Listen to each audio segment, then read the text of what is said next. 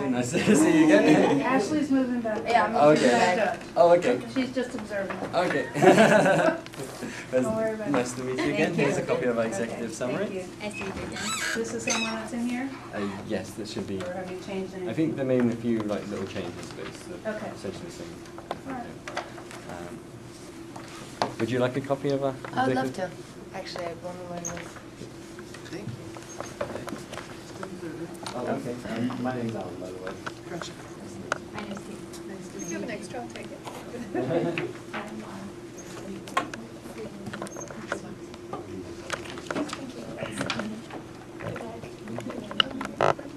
Yeah, we're waiting for one more judge.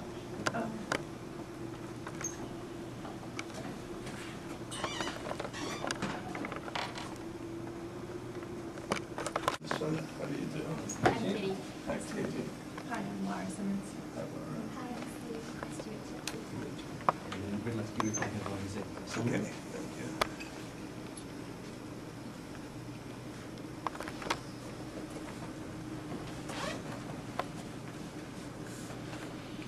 And to clarify, your role today as judges is as the Board of Oracle.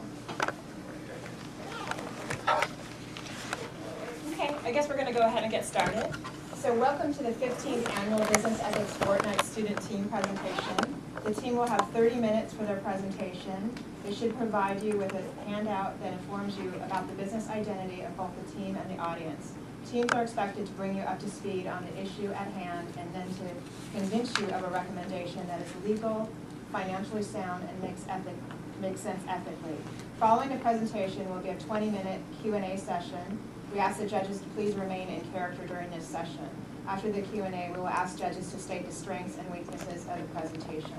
Please note that even though we ask students to address the legal and financial dimensions of the case, this is primarily a business ethics competition, not a business plan or business law competition. Students have been instructed to explain the ethical issues in a simple and straightforward way, and they have been advised to make it plain how these issues relate to business concerns. So at this moment, I would like to go ahead and ask the judges to introduce themselves, and then we can get started. Good morning, I'm Mirai Pereira. I work for DuPont. I'm Product Line Management Program Manager, and I'm also an adjunct professor at Drexel University. I'm pleased to be here. Okay, I'm Robert Laydenson, professor of philosophy at the Illinois Institute of Technology in Chicago. And I've been involved for many years in another a related kind of academic competition, the Intercollegiate Ethics Ball. I'm Stephen Keel. I'm a financial crime investigator for Wells Fargo Bank. I'm a certified fraud examiner, and I've been a judge of these competitions for the past 5 years.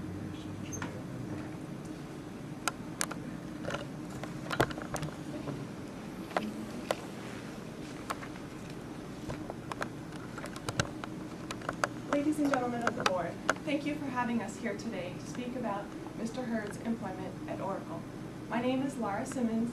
My colleagues and I from Klasky Consulting are here today to speak to you about Mr. Hurd's past unethical behavior, specifically new information that has come to light since he was hired last September. We will explain to you why his unethical behavior is in conflict with Oracle's Code of Conduct. And we will explain to you why we believe this puts Oracle at risk for negative legal and financial consequences. Our recommendation to you today is to terminate Mr. Hurd's employment. First of all, Kitty Shen, our Chief Ethics Officer, will explain in more detail what Mr. Hurd has done in the past, how it is unethical, and what you need to know about his unethical behavior.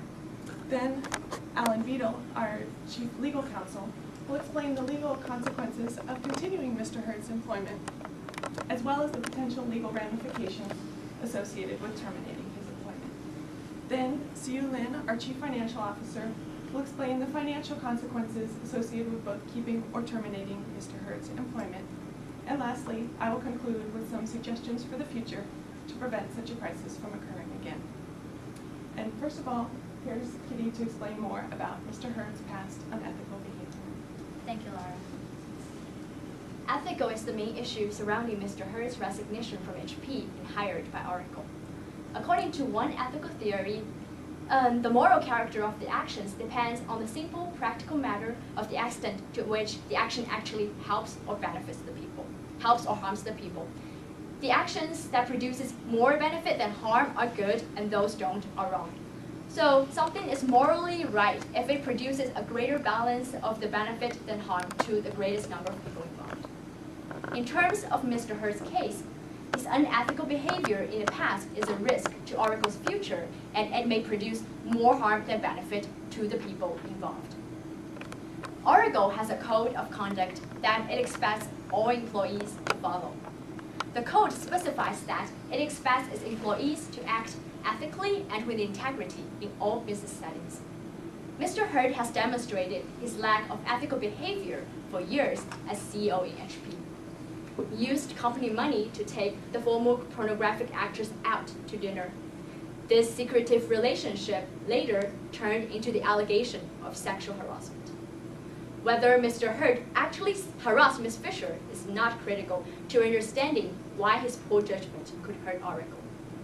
Using HP's money to carry on a personal relationship shows that his lack of unethical decision-making. And besides, the leader of the company, his behavior would definitely impact the employees and would harm the employees in the company as a whole. It has recently come to light that Mr. Hurd has leaked a highly confidential information about HP's acquisition plan of the Electronic Data System Corporation. The SEC has begun an inquiry into whether Mr. Hurd has leaked this highly confidential information, and other regulators are also examining Mr. Hurd's handling of the expense reports and whether he destroyed evidence related to his departure. If it turns out to be true, Mr. Hurd could have severe punishment, and it would definitely hurt Oracle. If it does not, the investigation can still have a lot of inconvenience to Oracle, and also like in bad publicity, and also hurt the company as a whole. Furthermore, Mr. Hurd has been named in a court case that brought against HP.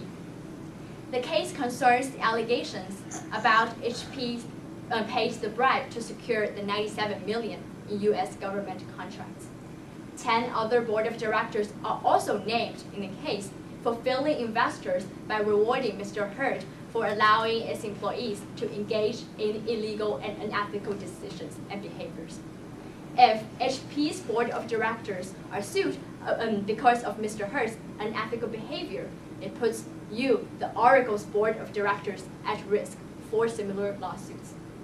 Mr. Hurd has demonstrated that he would engage in unethical and illegal activities to gain business. Even though it will have short-term financial benefits, for long-term the costs are tremendous. It is important for investors to have confidence in the business, in the management of the company for long-term success. And ultimately, we believe that the investors will respect the board of directors who support the ethical behavior. As shown in the number of lawsuits that HP is dealing with right now, the unethical decisions can easily cross the line into illegal decisions. And ultimately, illegal decisions will have the negative financial outcomes in bad publicity, legal fees, and fines. So we think that having Mr. Hurd as the co-president in Oracle will hurt the shareholders as well. From this analysis, we can see that Mr. Hurd will produce more harm than benefit to the employees, to the shareholders, and to the company as a whole. And we think the best solution is to terminate Mr. Hurd's employment. And now, Alan will talk more about the legal issues. Thank you, Kitty. Mark Hurd is the legal liability for Oracle. You only have to look at what happened to his former employer, Hewlett Packard, to see that. As a result of his unethical behavior, his former company has been faced with a Department of Justice probe into allegations that he made bribes to secure U.S. government contracts. There is an ongoing SEC investigation into allegations of insider trading. And then there are the shareholder lawsuits. As a result of his unethical behavior, there are now 2 shareholder lawsuits against HP's board of directors. Mr. Hurd has shown no sign that he regrets any of his actions that have led to his former employer being harmed in this way. As a result, we can only assume that he's going to continue this behavior in his current position. And that is going to hurt Oracle. It's going to hurt Oracle in very real terms, in terms of the money, the time, the resources wasted having to defend against these lawsuits and investigations. It's also going to hurt in terms of bad publicity that results. Oracle's name is going to be in the press associated with illegal actions and unethical deeds, rather than its great services and great product. And then there are the massive fines, penalties, and settlements that could result from all of this. For you, as members of the board, there is also a personal element here. The shareholder lawsuit that was brought against Hewlett Packard resulted in a shake-up of their board and many board members having to leave and be replaced.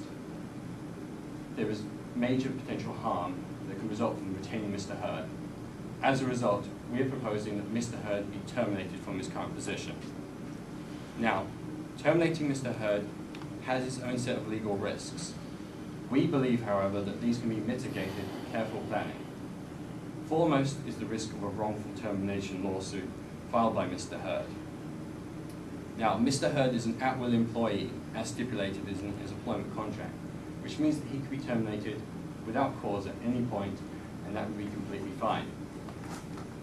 In addition, the other main reason for a wrongful termination lawsuit, that it was prejudicial or retaliatory, does not appear to be the case here, based on the facts as we know them.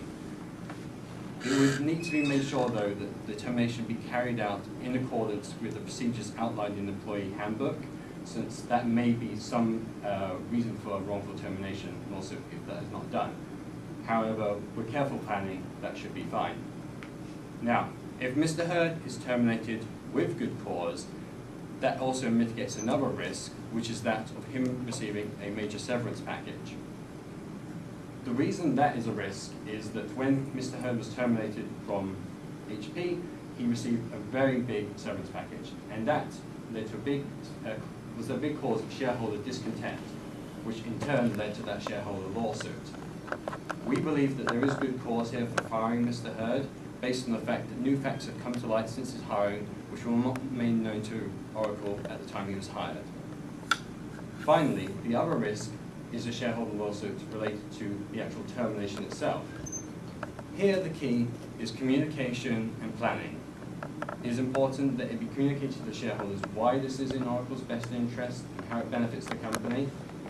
In addition, when he is terminated, it should be done in a smooth and effective manner so that any potential negative outcomes are minimized as much as possible. While these risks exist, they are far outweighed by the benefits of terminating Mark Hurd. It comes down to a question of not if, but when Oracle would be faced with these kind of legal issues if they retained Mark Hurd. You either have the choice of terminating Mark Hurd now, or wait, be faced with lawsuits, investigations, bad publicity, settlements, fines, penalties, and then be forced to terminate him. We are recommending that you take the brave step today to go forward with terminating Mark Hurd and not have to go through all of those legal consequences and end up in the same position. All of these legal issues carry a financial element to them. My colleague, C.U. Lim, will now talk more about that and other financial issues. Thank you, Alan. A lot of the legal actions have financial implications. In this part, I will address the financial aspect of terminating Mr. Hurd's employment with Oracle, and more importantly, how that will benefit Oracle, both in the short term and long term. In relation to Mr. Hurd's illegal dealings at HP, the company paid out $55 million to settle the litigations for bribing government officials. Should Mr. Hurd continue to engage in such wrongful behavior, Oracle will have to pay a significant amount of legal costs. In the meantime, HP sued Oracle, alleging that by hiring Mr. Hurd as its co-president, the company intentionally induced the use of HP's trade secrets. Although a final court ruling has yet to be issued, we believe the legal costs Oracle will have to pay is going to be tremendous. Terminating Mr. Hurd's employment will generate several financial benefits. The most direct and obvious one being the removal of the civil lawsuit brought by HP, and further down the road, various lawsuits, both criminal and civil, if Oracle continues to have Mr. Hurd as its co-president. A more long-term financial benefit relates to the corporate culture. It was reported that Mr. Hurd falsified company expense reports on several occasions while serving as the former CEO of HP. One can imagine how rampant such behavior would be if the top executive at the firm constantly steals corporate funds for personal use. Terminating Mr. Hurd's employment will demonstrate how seriously Oracle takes its code of conduct and therefore reduce future incidences of falsifying expense reports by the employees. Now, for a public company like Oracle, one of the key indicators of the enterprise value is its share price. Here is a chart showing both the stock price of Oracle and HP during the past year. The blue line represents Oracle share price and the green line stands for HP's. Back in September 2010, immediately following hiring Mr. Hurd as its co-president, Oracle share price increased 20%. During the same time window, HP shares dropped 18%.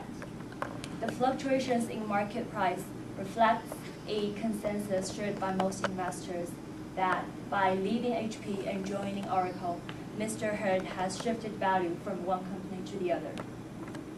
Despite being a shrewd businessman, we should not ignore Mr. Hurd's lack of personal integrity and his questionable track record. As a matter of fact, if you look at early this year in January, HP's share price has returned to the level where it was at before firing Mr. Hurd. This proves the point that firing Mr. Hurd was the right thing to do, and over the long run, market does reward corporations for making ethical decisions. Oracle's share price at the same time has been doing pretty well, but it's hard to say when the company's share price will take a deep hit once more of the scandals relating to Mr. Hurd come to light.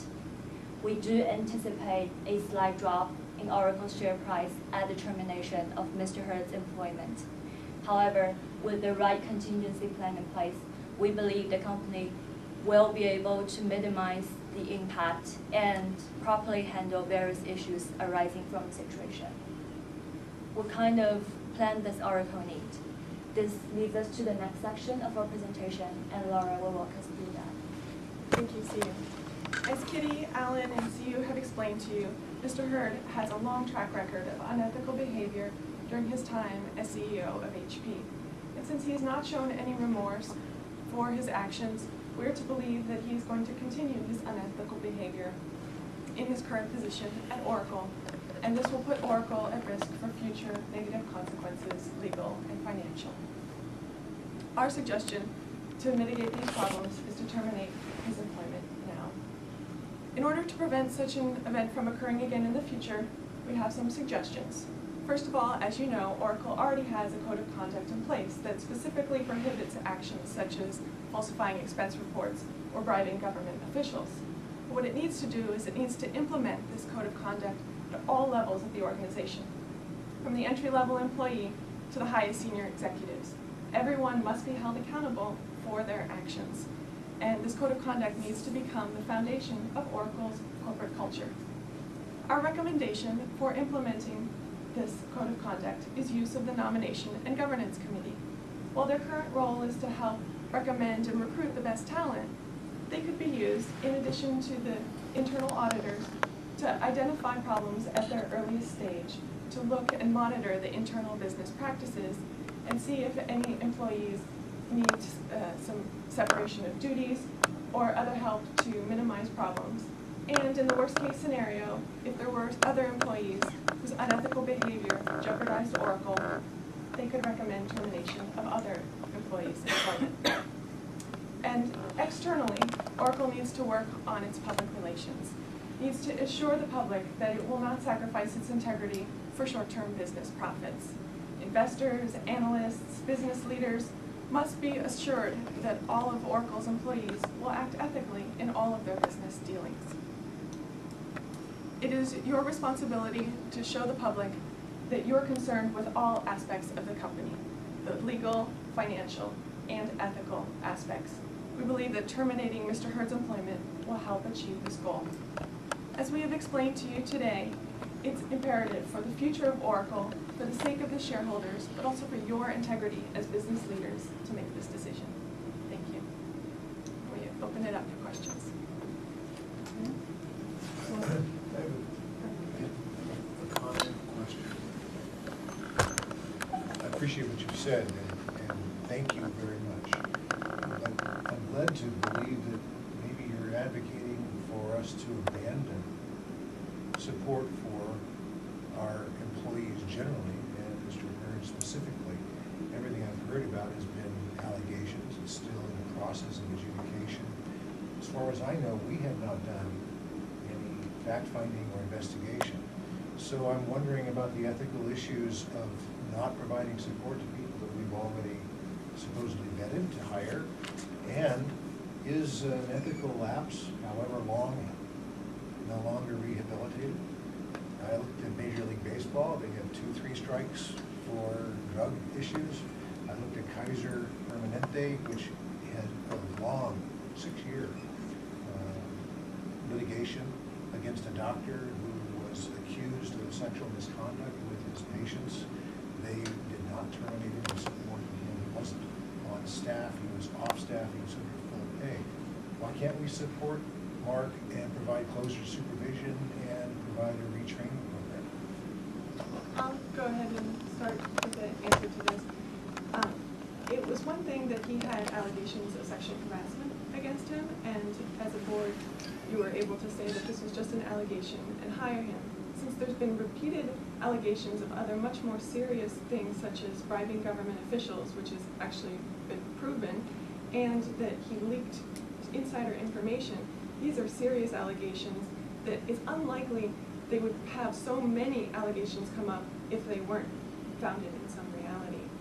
And he's in such an important role that if he has these kinds of ethical lapses, or something that could lead someone to make such an allegation, he's going to set a bad example for the employees underneath him. And the tone at the top really makes a difference for how all the employees act. Is it appropriate for us to condemn him based on his behaviors with another employer?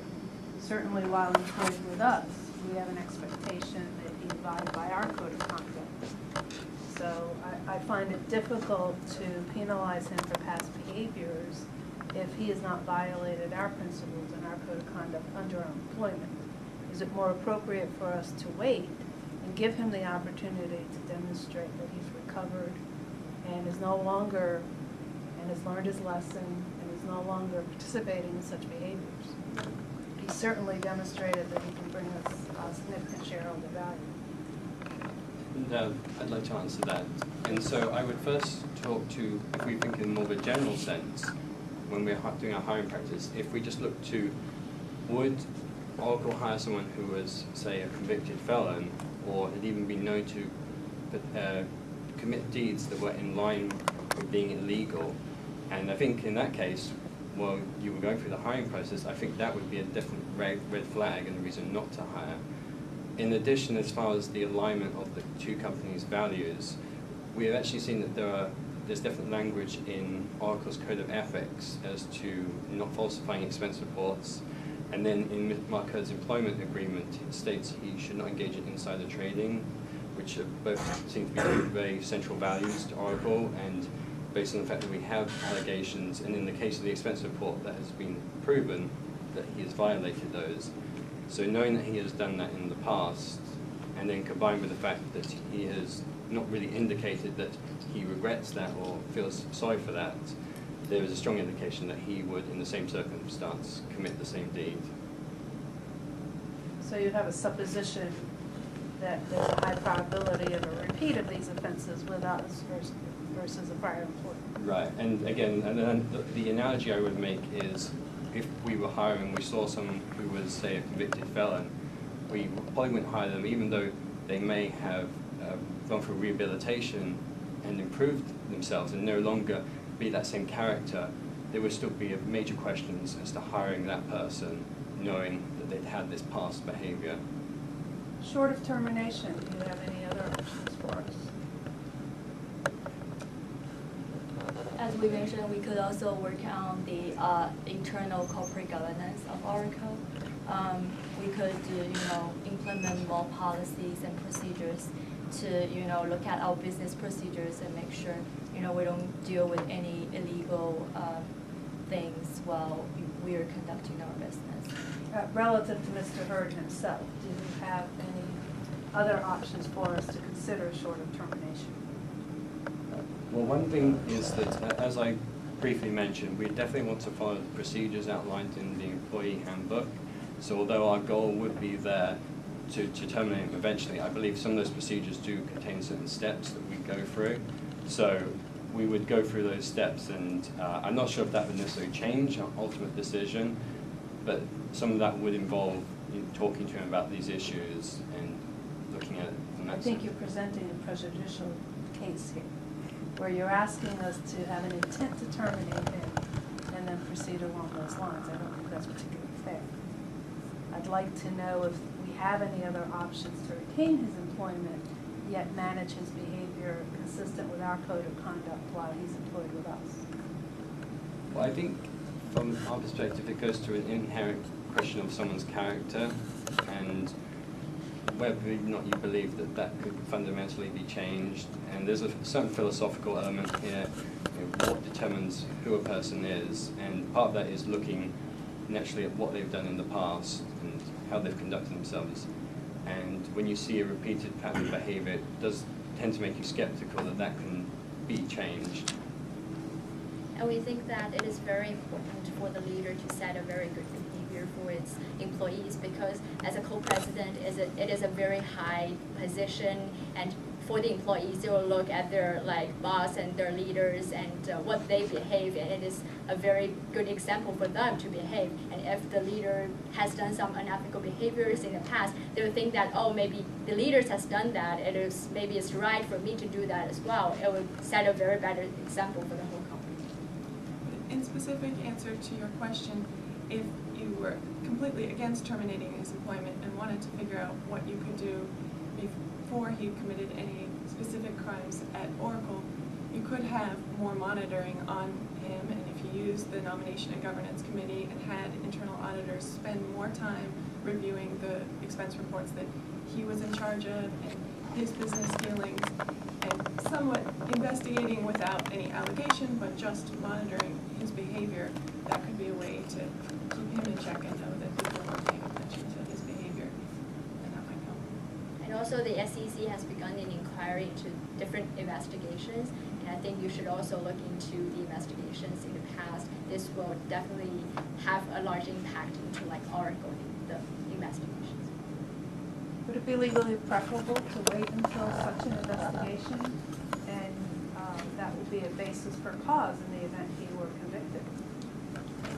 Speaking as General Counsel, I would agree that would be a good thing to do. It would definitely help us in terms of what I mentioned as far as giving good cause for termination and not having to pay that severance package, which could be very sizable. In the case of HP, it was about $40 million they had to pay. So.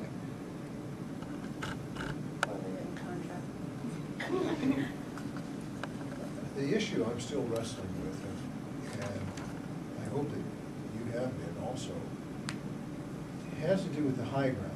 You're asking us to take a moral and ethical high ground and live within our conduct and demonstrate something.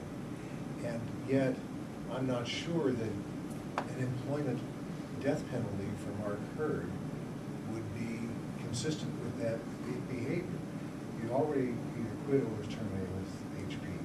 It's hard to know these days what you call it. Now he comes to us. We terminate him not because of behavior or activity here, but because of our fear of lawsuits, our fear that he might do something in the future and be out of our control. I don't think that Microsoft or any other companies are going to start picking it up, and pretty soon, whether we give him a big severance package or somebody else can be terminated, he's not going to be able to get a job. And I'm treating him the same way we would treat a software engineer at a very low level who we found out had used something or done something at a former employment, and then they came over here.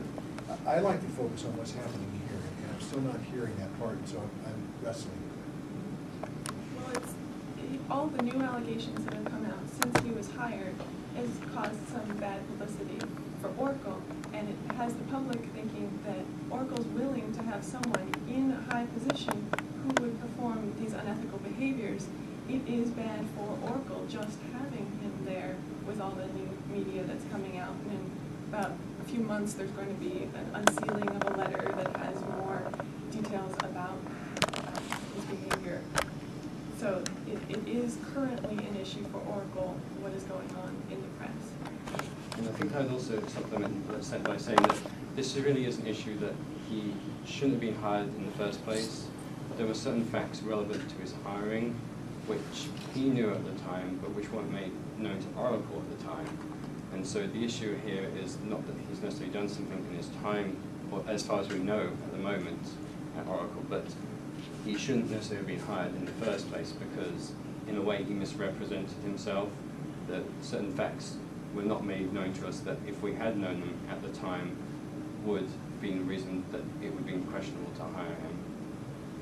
So are you suggesting that basis is improper disclosure at the time that he was hired in his employment application directly with us, and that will be violation of our code of conduct? Did we ask him? Have you ever bribed anybody? Did we ask him? Have you done insider training? Where did he misrepresent to us? Well, as far as we know, we haven't had like our participation with your Human Resources Department yet, so that documentation has been provided to us yet. So we definitely would want to see that, but we believe that that is something that we could reasonably believe would have come up, given the nature of his high-level position as CEO of Hewlett-Packard. Those kind of questions related to insider trading, bribery, falsifying sense reports, in some way would have been, or should have been addressed during the interview. Which I think, by the way, are not just ethical, those are criminal issues. I haven't seen any criminal action against him. He isn't going to jail. He's not actually under a Well, you know, as legal counsel, you're aware those are crimes that are where the issues often turn on very subtle, nuanced matters of judgment. Well, although he has been said to leak this confidential information regarding the acquiring of electronic data systems, nobody performed any specific insider trading on that information. So he leaked very confidential information, but nobody had any financial gain. So the SEC didn't need to, or is looking to see if anybody did have any gain, but as far as they know, haven't. So that's why there hasn't been any legal indictment on that issue. And then relating to the Department of Justice probe relating to the bribery, there was a major settlement reached in that case, and we don't have the information to know the motivation behind this settlement, but there's reason to believe that there must have been some reason for them to have wanted to make that settlement rather than go through the process of having to go into court to defend against that. Actually, you still have a little bit of time, that was roughly so about 6 minutes. Okay. Well, since this is your first recommendation session with us, and I know we've asked you to do a first assessment confidentially just for the board, not involve any other employees, not involve HR, are there due process recommendations that you have for us that would help us ascertain if there were any violations with our code of conduct during his employment with us that would give us more of a basis? Because as my fellow board member said, we're very hesitant to condemn someone because of past behavior when it wasn't done under our employment. We need to support our employees, give them an opportunity for recovery. Right. So I'll start by saying that we definitely want to consult with Human Resources to look at, as we were talking before about the interview, what was brought up in that sense, to see if that is one area that we can make the case for termination. In addition, we'd like to consult with the internal auditors to see if they have seen any red flags been raised so far? And we think that maybe for the employees, and if they find anything, they can like call it like hotline or something, and if they discover maybe anything like I unusual. just want you to focus on Mr. Hurd right now. Yeah, Not our if entire the code of employees conduct. find something like related to Mr. Hurd, and they can like report to the others as well in the company. How would you propose involving Mr. Hurd in this decision? I get to post the question in another way. What are Mr. Hurd's rights in all of this? Is that something we need to even concern ourselves with? Well, I definitely think as part of the internal auditors, them doing their due diligence, they would be talking to him about this. I think it's only fair that at least he would have a chance to defend himself if anything came up from them in the process of them doing their internal audit. I mean, just on a personal level, speaking to him, talking to him, finding out what his impression of all of these lawsuits is would help give you some idea of whether he thinks that he's guilty, if he has any sense of remorse, because from what we know, he doesn't. But if he were able to demonstrate that, yes, he was involved with these things, but he realizes what he did wrong and could convince you in some way that he was not going to commit these sort of acts and show you that he has ethical. How would you feel about me taking Mark to lunch and having a heart-to-heart, sitting down and saying, you know what just happened at HP and what's going on right now in the papers is not a good deal for us, and we're going to have to look hard at that. And are you going to be willing to work with us? And are you willing to do some things like supervise more closely in the dealings, and, you know, supervise a co-president, same way you supervise a shop mechanic. But you do have to have oversight. That's what the board does. And get his feeling. I've heard you talk about him not showing remorse. Maybe that's a public face. Maybe he doesn't like what's going on in first place. In second place, we don't even know that what he's done is what has been said to be done. People do make false allegations all the time. On the other hand, I don't know how you feel about that. How, as consultants, what do you think about that, the sounding board? I think it sounds pretty good. Yeah, I mean, I think this really turns on an issue of what you think of his character and whether you feel that you can trust him. And so to that extent, I think dialogue, the board talking to him and trying to get to ascertain, that should definitely be part of this process. I think that you getting a feel for what his character is like and seeing how aligned that is with these allegations should definitely be considered. You'd have to be careful, though, that what you said to him didn't make him believe that you were trying to fire him, because then he might think that whatever he said caused wrongful termination. So There's no wrongful termination in an employment will position, I don't believe. No. He may sue, but that's why we've got our legal counsel, you know, and you've got your legal, we've got our legal counsel. We get sued all the time for wrongful termination. It's not because he's got a right to work here. But as a human being and as a valuable person who brings product value to us, we may think he has a right here. I certainly think the shareholders think he has a right to be here, and they like that spike. And our concern and our real issue is whether there's that short-term benefit. Right now, he does bring financial value, but if Oracle doesn't survive as a company because of things that happen in the future, it doesn't matter if there's business profit right now if there is no business in 5 years, 10 years. Well, you yourself showed the stock price, and it's not a short-term blip. There's been no indication from the market that they are concerned about this point. That's It's because been well over a year. we believe that's because most investors, you know, when they look at a company, they don't really focus on the ethical aspects. You know, instead they just look at, oh, the financials look good, the company is generating more revenue, they're making money. But this ethical issue, in relation, as a consequence of that, the legal, you know, actions that will be brought against Oracle will cost the company a lot of money in the future. And I'm that's certain what that gets the considered in market market fails value. to recognize at this point. There's a lot of speculation here.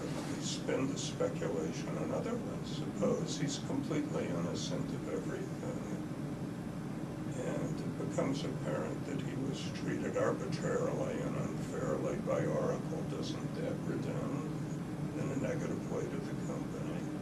Based on the facts we've seen so far, we do believe, he did engage in those kind of illegal dealings in the past. Well, now I'm confused because I heard the legal counsel say that there was more that had to be looked into. Some of the So issues pin down have the been facts. shown and some of them are still under investigation. So there's a little bit of both. But he was only hired last September, so it has only been 9 months that Yeah. he's been at Oracle. Still a kind of like short time.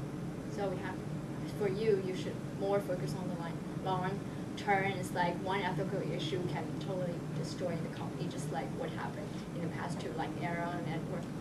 Like these companies, like their stock price was good in the past as well, but like when something comes out. So in your investigation of HP, do you feel the issue for them was that they let it go too long? Or what?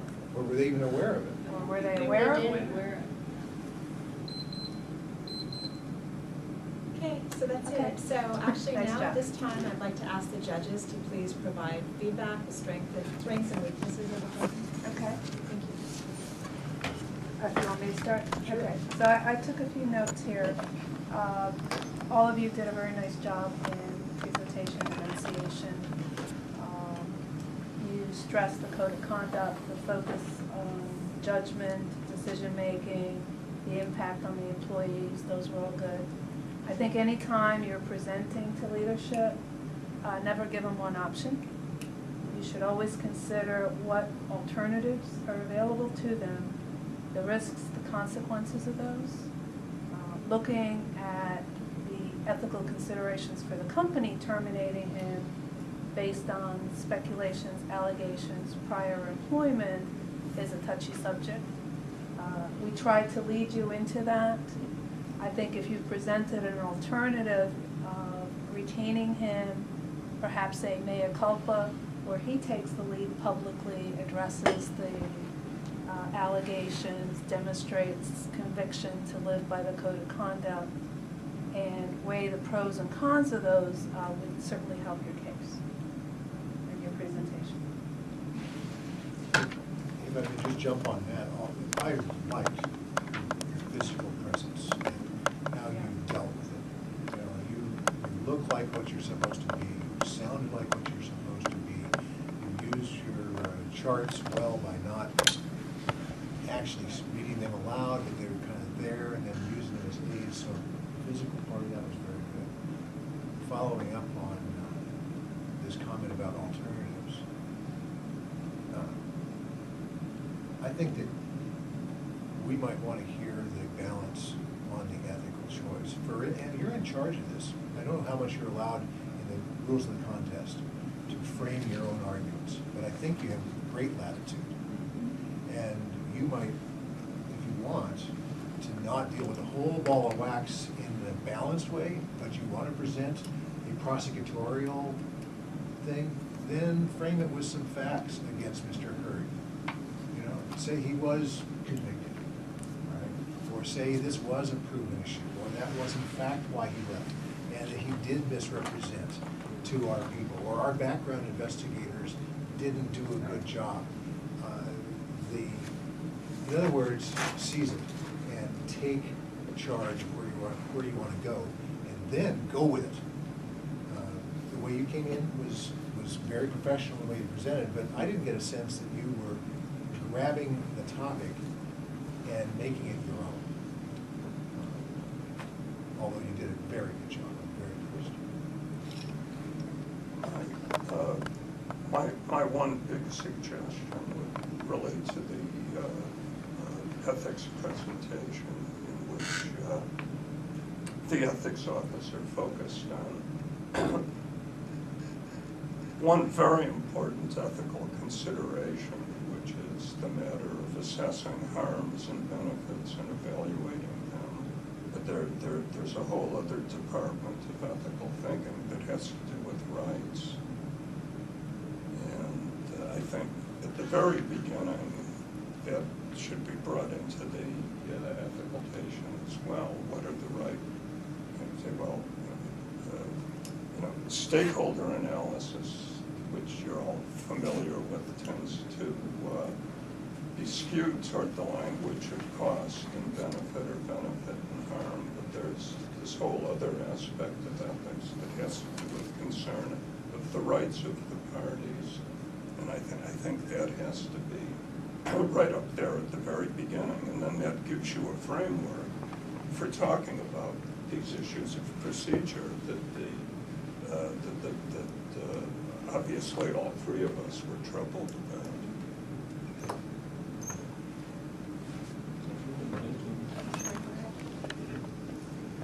Do you have any questions of us? Anything in particular you'd like to ask? So I was thinking, moving forward, because I definitely think that's a good point about offering different suggestions based on the questions you had. I think that would have helped us if we had that other suggestion. But does it run the risk of watering down our main suggestion? I think you can have your primary recommendation and your alternative and explain the consequences of those alternatives both pro and con to allow us to make the decision that more than likely supports your recommendation. But if you come in with something, then I'm automatically in a position to look for the holes. If you present the holes for me and the alternatives, I can walk through your thinking process and be more readily able to accept it. And it's not presumptive. It will also give you an opportunity, as he said, when you're framing it, and you can make some suppositions. This is the case, right? So you can take some, you can even give me a decision tree that says, these are your choices. If he does this, this makes it clear that you'd likely do that. If you interview him and ask him to be the face of the corporation and talk about, he can't disclose some things because it's under investigation currently, but he can certainly say how he wants to operate in Oracle. If he refuses, then that clearly shows that he did this. If he does this, you want to do this. In the event, these consequences, you want to consider his rights. You want to consider, because not only should we be looking at his ethical behavior, but we have our ethical behavior.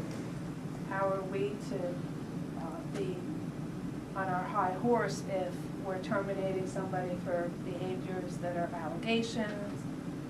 God knows if HP wanted to oust him for some reasons, if all these things are trumped up charges, et cetera, et cetera.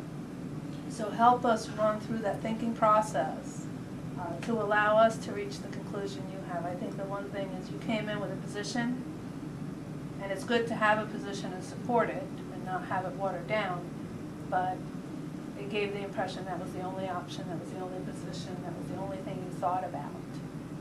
I think that there's 2 points, and one you were very good on, which was to present a case that the termination would be beneficial for Oracle, but from an ethical point of view, there's another aspect that's no less important.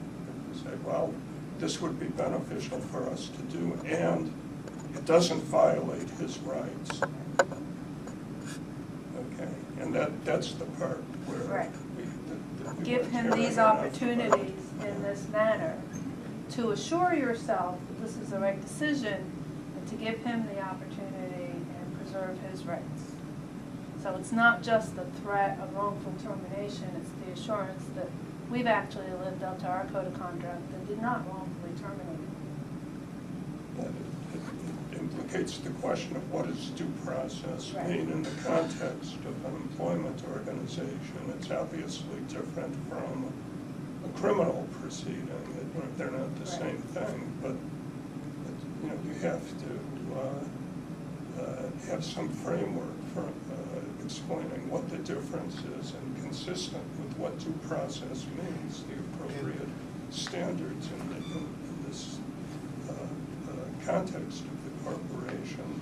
Determination would be consistent with that. For instance, if I may make a suggestion, again, coming to your first paragraph, I had that one comment early. Looking at the last sentence, and you're the ones who have to make a decision because it's your game. but I would suggest something like our team, Klasky Consulting, has been engaged to offer strategies regarding Oracle's employment of Mark Hurd. And in which case you're now able to keep a larger context and still then narrow it down and pick your choice. Do we want to fire him? Do we want to rehab him? Do we want to discuss both those things? And you can go at it with a single focus and the null hypothesis of not a single focus. Or you can provide a couple of options within the time frames of what you've got going. But again, I think we're all saying the same thing. Pick something and then give us all the ethics and as well as the other.